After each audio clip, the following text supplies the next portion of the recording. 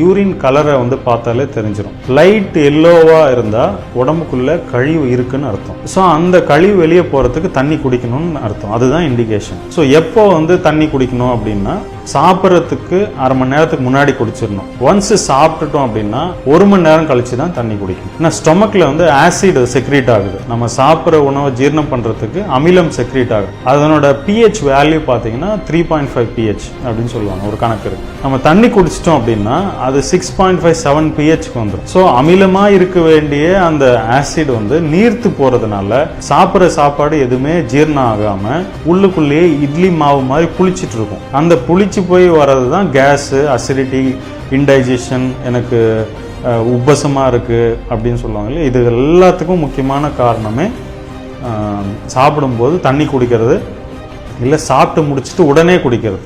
ரெண்டுமே பண்ணக்கூடாது. இமிடியேட்டாகவும் குடிக்கக்கூடாது, சாப்பிடும்போதும் குடிக்கக்கூடாது. தண்ணி எவ்வளோ குடிக்கணுன்றது ஒவ்வொரு இண்டிவிஜுவல் தான் முடிவு பண்ணும். தனி மனிதனோட ஒரு இதுதான் அது.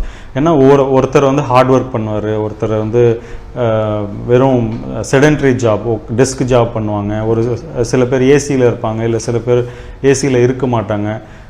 ஸோ அப்படி ஒவ்வொருத்தருக்கும் மாறும் அது. காலையில் வேலை அட்லீஸ்ட் ஒரு வேலையாவது சமைக்காத உணவு சாப்பிடணும். சமைக்காமல் எந்த ஒரு மாவையும் சாப்பிட முடியாது. ஸோ தேங்காய் சாப்பிட்லாம், பேரிச்சம்பழம் சாப்பிட்லாம், பழங்கள் எடுத்துக்கலாம், முளைக்கட்டின பயிறு சாப்பிட்லாம். பசி இல்லாத நம்ம சாப்பிட்ற ஒவ்வொரு உணவும் விஷம்தான். இது திருவள்ளுவரே வந்து அழகாக ஒரு குறளில் சொல்லியிருக்கார். மருந்தென வேண்டாவாம் யாக்கைக்கு அருந்தியது அற்றது போற்றி உணின் அப்படின்னு ஒரு சின்ன குறளில் உடல் பருமன், சுகர், பிபி, தைராய்டு அத்தனைக்கும் மருந்து இந்த ஒரு குறல்லே அடங்கிடும்.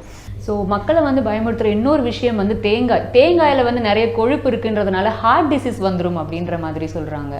தேங்காயில் வந்து நல்ல கொழுப்பு இருக்குது, கொலஸ்ட்ரால்ன்றது கிடையாது.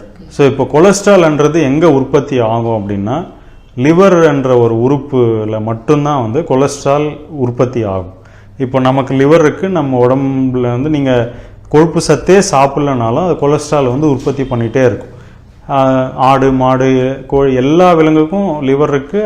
அதனோட லிவர் வந்து கொலஸ்ட்ரால் ப்ரொடியூஸ் பண்ணிகிட்டே இருக்கும். ஸோ இப்போது லிவர் எங்கே இருக்கோ அங்கே தான் கொலஸ்ட்ரால் இருக்குது. அப்போது தென்னை மரத்துக்கு வந்து லிவர் கிடையாது. அதனால் அதில் வந்து நல்ல கொழுப்பு தான் இருக்குது, கொலஸ்ட்ரால்ன்றது கிடையாது. நம்ம பயப்பட வேண்டிய தேவையே இல்லை.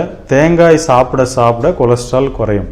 ஸோ அதில் இருக்கிற நல்ல கொழுப்பு லெசித்தின், ஆர்ஜினின் அப்படின்ற ஒரு நல்ல கெமிக்கல் காம்பவுண்ட்ஸ் இருக்குது. அது வந்து ஜென்ரலாகவே கொலஸ்ட்ரால் ஆகட்டும் கெட்ட கொழுப்பை குறைக்கக்கூடிய தன்மை வந்து அதில் இருக்குது.